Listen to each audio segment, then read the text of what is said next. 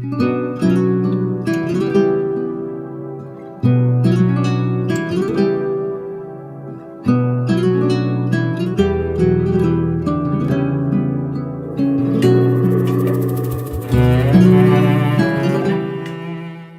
جه سرحد جورینم باجار قرسه گندکی دیگوری بازارچخی حیا 8 سالی اما گنده مده جیران تونه بو چند دا اودهان هبو گنده چند اوده هبون دنگ بیج و چیروک بیج دهاتن کالمیر دهاتن بحثا مسئله برید کرد بوان چیروک دستان و ستران افسونی بوان مسئله دلی من دوان اودهان دهاتن میاندن باوی من کارمند بو دبستانا گنده ویجی پرتوکخانه دبستانی میزد کرد پرتوک دانین مال مرا پرتوک تخاندن چیرچیروکن 1001 شوی یک کچلوک خوجه نصرالدین هن پرتوک قدخه بود لی اف نویسکاری ترکیه بون کمالتین توغجو عمر سیفتین پرتوک وانجی دهانین خوجی دخاند مجید دخاندنی هیجی او چند دخاندنی بمره هیه از تمجی به کیف خاشی دخونیم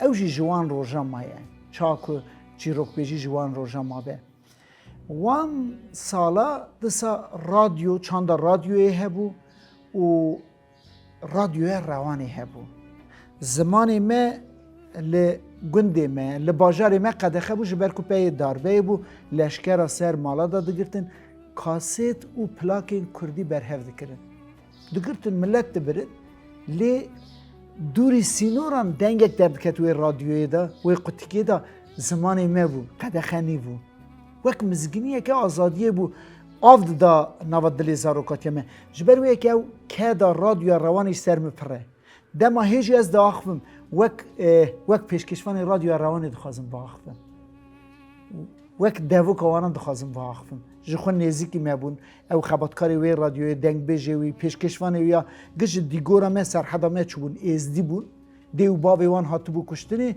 زار سیوی خانه یادا مزن بون و رادیو روانی داد خبتی ایجا اسکو دهات مال دیامن خوشکامن وانان ندهاتن وان اودیان من دهات او چیروکی که مسئله که وی اودیا دا مزنا دنگ بیجا چیروک بیجا گوت بون من اوانا خوشکین خو و دیا خورد گوتن هنجی من جبیر دکر جه زیده دکر وانجی باور دکر کیف هم دهات هنتش مبرخوا دگوتن او تشتانش باور دکنن دناوا روژه دا من او چی روک جه حوالیم خور راجی دگوتن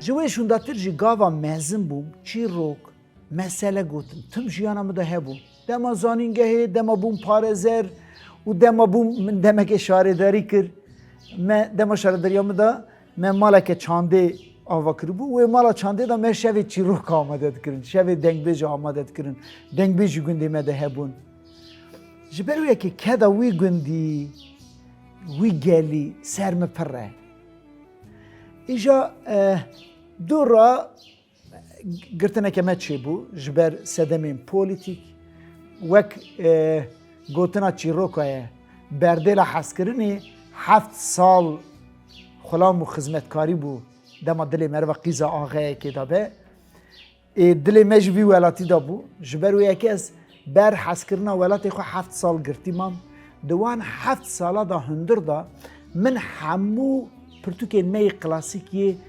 کردان نویسکار و هلبستان کردی خواندن احمد خانی بابا طاهر ایران ملای جزیری فقیه ایران او نویسکار می سوویتی هبون باور بکن من کلیت وانا قداند یعنی یه عرب شمو حجی جندی امین عبدال جسیم جلیل اردخان جلیل قناد کردو همو پرتوک او نویسکار می مدرن محمد اوزون حلیم یوسف پرتوکی وانا او آرشیوا هواری پرتوکی میر جلدت علی بدرخان همو سرچی روکا دنیای جی خبتی دما درکتم هر تشی جمعه قدخه بو بجنس پارزر بو لی پارزرتی جی مقدخه بو من یه چه بکره خمو خیره که من هبو Gün bi gün bigerim çîrokan bibêjim. Du zarê min hene, mîr û zal. Wana ji min re got bavo tiştekî bêtir hêsan heye, ka werem te bikişînin, ser tewna civakî par ve bikin. Heya gundê cîran çîrokê te temaşe dikin. Dibe ku ciyê dûr û dereke jî te guhdar bikin. Me çend çîrok bawer bikin kişand û ser tewna civakî par vekir, eleqeyek çêbû. Binî de dinivîsinin hûn dikarin vê çîrokê jî bêjin, filan çîrokê jî bêjin, hûn xweş çîroka dibêjin.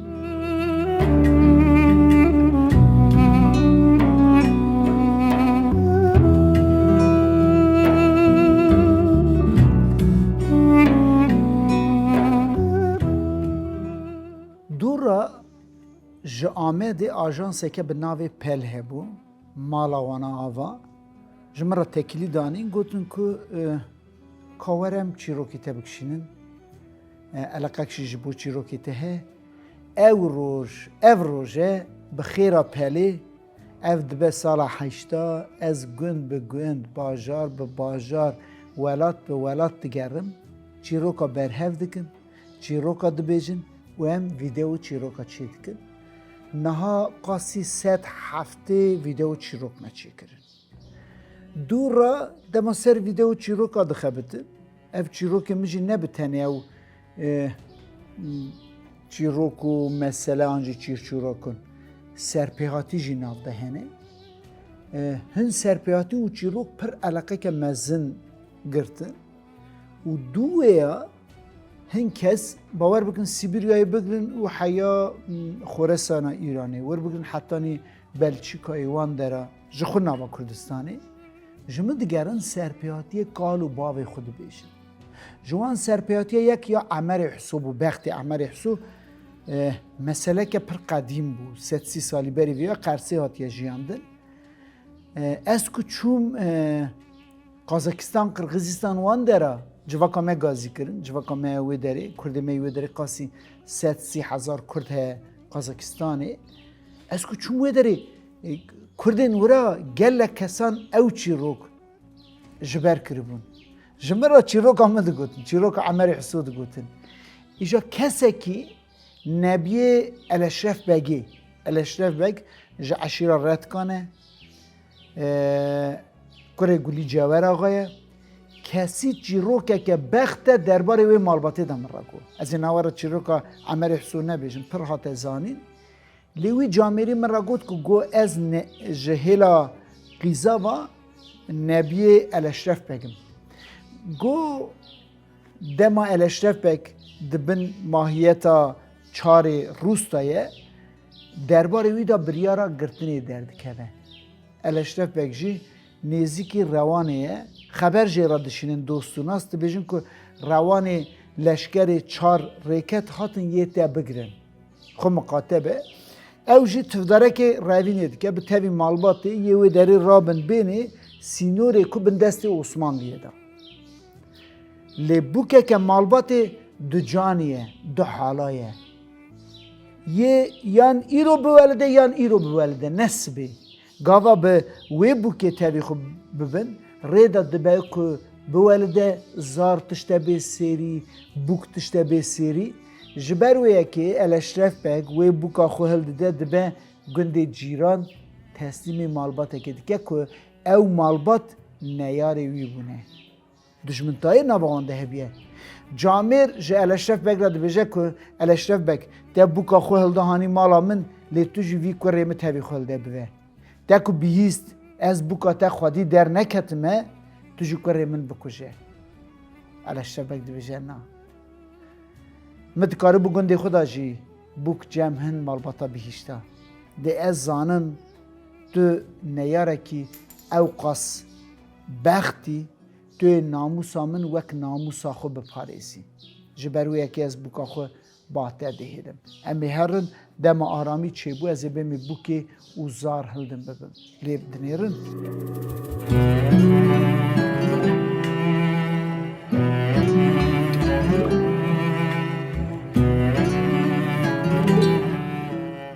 İja çima çîroka dibêjim ne wisa?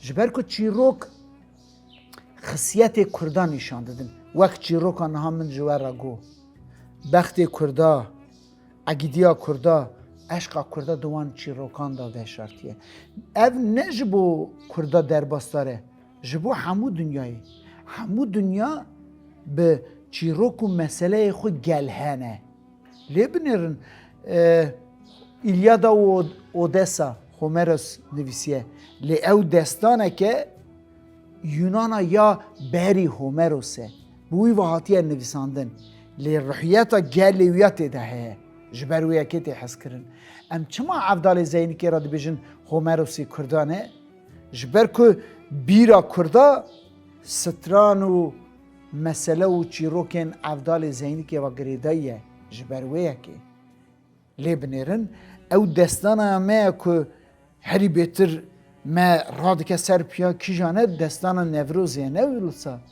ya Kawayê Hesinkar çima egîdiya Kurdan û ew eşqa Kurdan e ku ji bo azadiyê nîşan dide ji ber wê yekê lê binêrin neyarê me ew gelên ku dixwazin Kurda bin desta bigirin bi salan pîrozayiyê Nevrozê û çîroka Kawayê Hesinkar ji me qedexe kiribûn kê bigota kê Nevroz pîroz bikira kê ruhê Nevrozê ji nûva bida jiyandin ew digirtin ceza didanê teada dikirin qadê Nevroza da me şehîd dan çima Kurd ku destana Nevrozê xwayî derkevin yê bi wê destanê rabin pê Kurd ku çîroka mem û zînê xwedî derkevin yê bi wê dilpaqişiyê hez bikin hem dildara xwe hem welatê xwe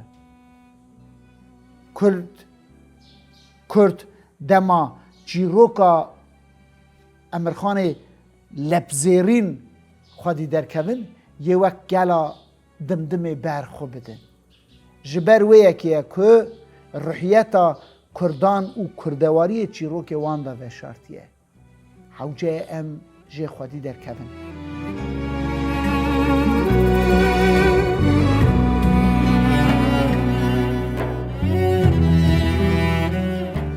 salê 1930 da Heciyê Cindî û Emînê Evdal du nivîskarê Kurdan e alî Sovyetistanê Ermenistanê gund bi gund digerin bi hezaran çîrok û mesele û çîrçîrokan destanan berhev dikin çîroka Siyabend û Xecê çend şaxan berhev dikin ya Memê Alan disa wisa ya Mîrze Mihemed disa wisa Celîlê Celîl Profesör Celîlê Celîl û rahmetiyê birêw ya Ordîxanê Celîl disa gund bi gund digerin çîrok û destanan berhev dikin Celadet Bedirxan dema hawarê derdixe ew civata me ye Şamê ra dibêje ku me ra dengbêj û çîrokbêjekî bibînin ku bila ew bêje ez binivîsînim ji hêlekê ve bila ew çîrok û destan winda nebin rastî ji wisa ne dema çîrokbêj û dengbêj bimirin û xelas bibin em ê ku zanibin wê bîrê hewce bên qeydkirin ne wisa ev kambaxiya koronayê gele çîrokbêj û dengbêj nava me hildan berin bêwext me ku qeyd nekiribin ew bîra wan jî bi wan ve çû ji mala Qedrî Cemîl Paşayan ji mala Cemîl Paşayan Qedrî bek ji Mîr Celadet ra dibêje ku dengbêjekî qonaxa me hebû Ehmedê Fermanekî kî niha gundekî ser sînor disekine alî Qoserê gundê Mêwîjo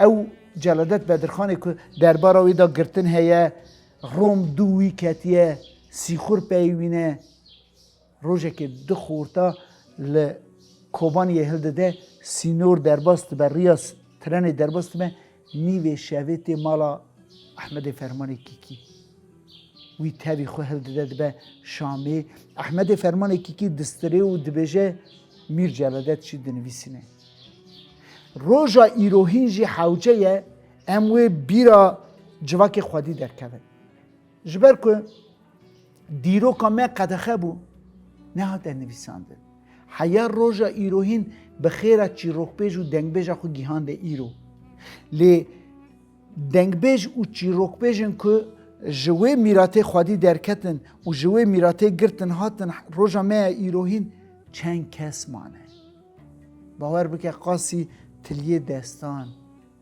او جی چون او بیره جی هره جبر که چیروکبیج و دنگبیج نوجی در ناکوین چند دنگبیج هنه چند دنگبیج جوان هنه نوامه دا چیروکبیج تن مخابه در ناکوین جی ام یک دو کس یکو ام بیجن کار تن کاروبار چیروکبیج یت که ازم چند هوال دسه هنه اونا کاروبار دنی دکن لی وک هوبی چیروکبیجی میزد کن لی نه وسا نابه حوجه کاروبار ما چیروکبیجی به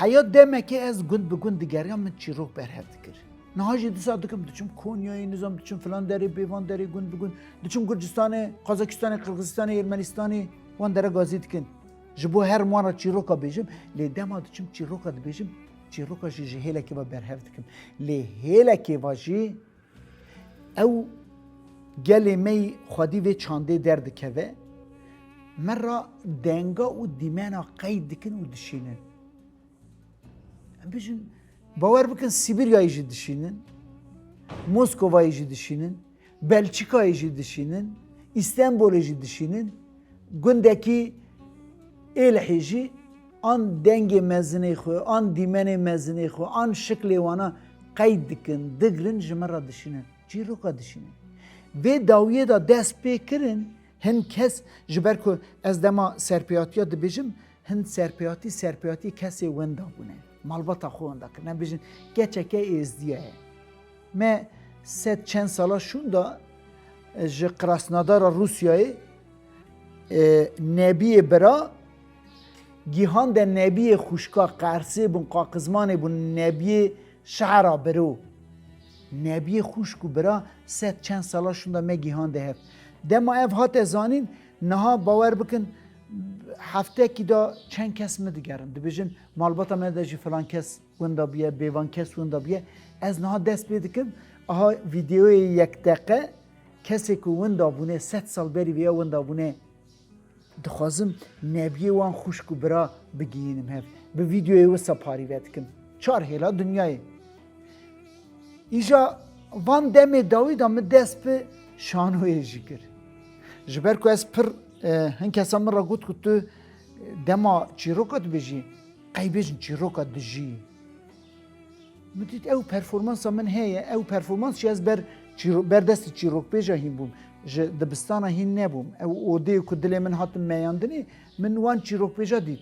Wana dema behsa em bêjin wan li hengê çîrokbêja dikirin Mîrza Mehemed dikirin şûrê xwe dikişandin dacotin ser dijminê xwe, dacotin ser dêwa. Ez bi wî avayî em bêjin dema sirakê behsa dewrî şehdî dikim ez diçim wê oda gund dirûdinimê rehmetiya apê sertîf ça gotibe ez jî wisa dibêjim.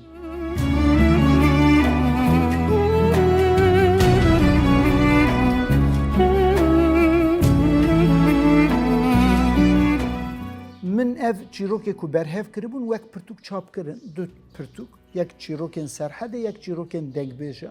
Çîrokên serhedê bi xêra şaredariya Qersê, dema şaredariya Qersê destê Partiya Demê de bû. Wan xastin min ji bo wan amade kir. Lê qayyûm hate avîtin û pirtûk qedexe kir. Çîrokên dengbêja jî bi xêra şaredariya Panosê, wê gavê şaredariya Panosê disa destê Demê de bû. Wê gavê me çû berhev kir bi piştgiriya wana. Niha jî daxwaz û xwasteka min hemû şaredarî û dezgehên Kurda, karsazên Kurda jî, em bêjin hin karsazên Tirkiye ne piştgiriyê didin. Karsazên Kurda jî bila piştgiriyê bidin û em çend rojan perwerda çîrokbêjiyê bidin, çîrokbêjên nifşên nû.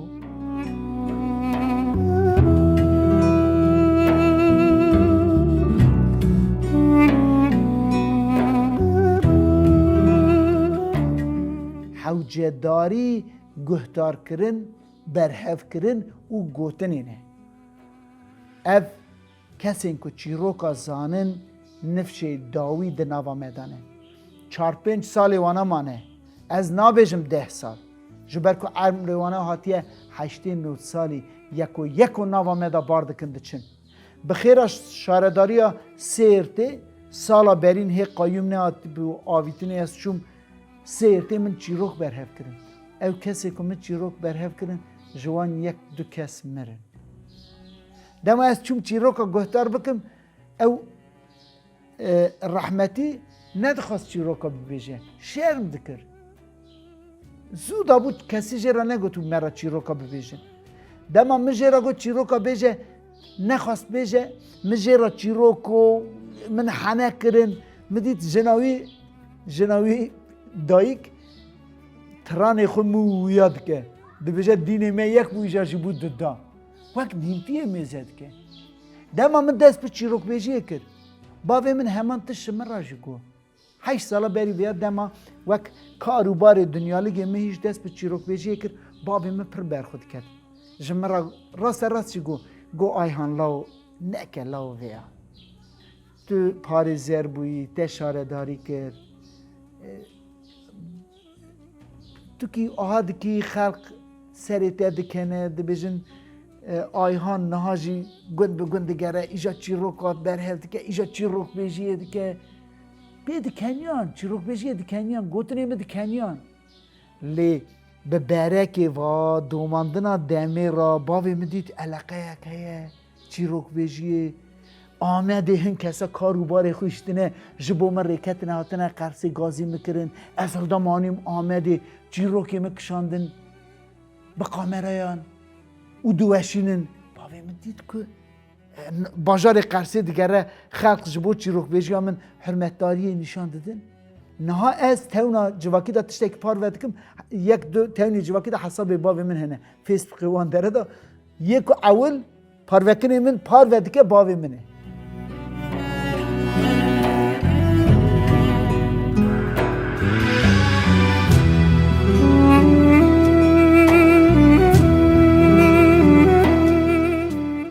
Ji çîrokên Kurdan û destanên Kurdan ne bi tenê şano, opera, oratoryo,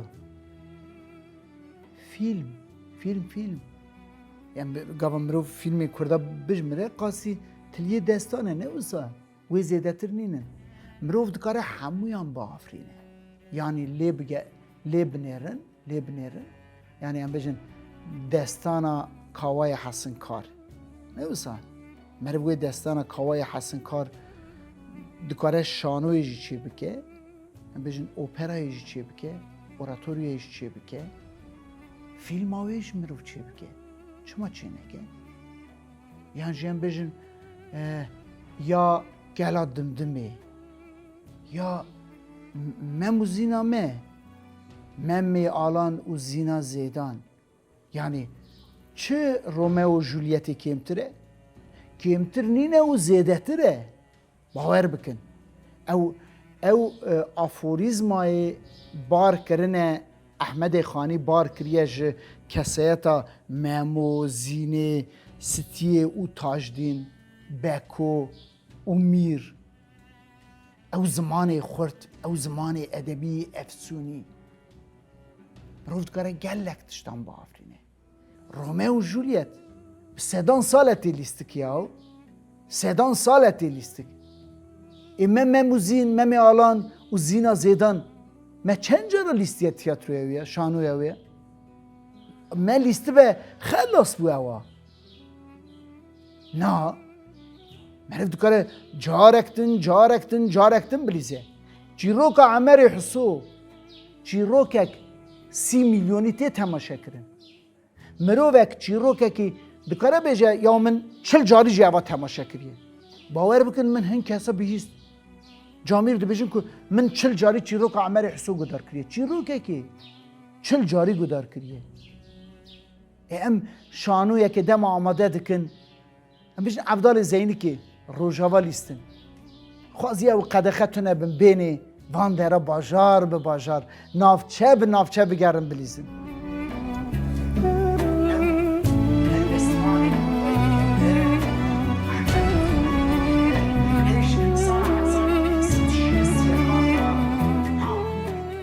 Min du şano jî lîstin, şanoyê yek kesî, yek navê wana Sirgûn bû, yek jî navê ya Hawar bû. Qada şano û qada çîrokbêjî pir jî nêzî hevin. Dema tu ku hîs bikî û bijî, tu bî wî qehremanî, wî lihengî. Îja vê wan her şanoya jî eleqeyeke pir mezin dîtin û me dehan ciya lîstin. Dîmenê pir xweş û merva bextewar bikin û motîve bikin, bidin lîstinê jî derketin. Ya Hawarê herî dawî me lîst, 10-12 ciya me lîst. Jiyana Celadet Elî Bedirxan derdixim serdikê wê de. Ya Sirgûnê de jî jiyana Celadet Elî Bedirxan ya Erebê Şemû ya Mehmet Uzun pêk dihat. Rastî ez dixwazim hin atölye, hin rojên çîrokbêjiyê çê bikim ku bila ew çîrokbêjên ku civan, ew kesên ku dixwazin çîrokbêjiyê bikin bênê tevlî wan rojan bibin. Em 3-4 roja, 5 roja, 10 roja bi hevra derbas bikin. Ez ça çîrokbêjiyê elîmim, mirov dikare ça çîroka berhev bike, mirov dikare ça çîrokbêjiyê bike, hînî wan kesa bikin. Niha nava Tirka da dehan dezgeh û sazî hene. Çîrokê wan jî tunin. Ez piçûk nabînim, ez were bêjim yani. Çîrokê wan jî tunin. Em car carna gazî min dikin ez diçim festîvalê yalî Tirkiyeyê.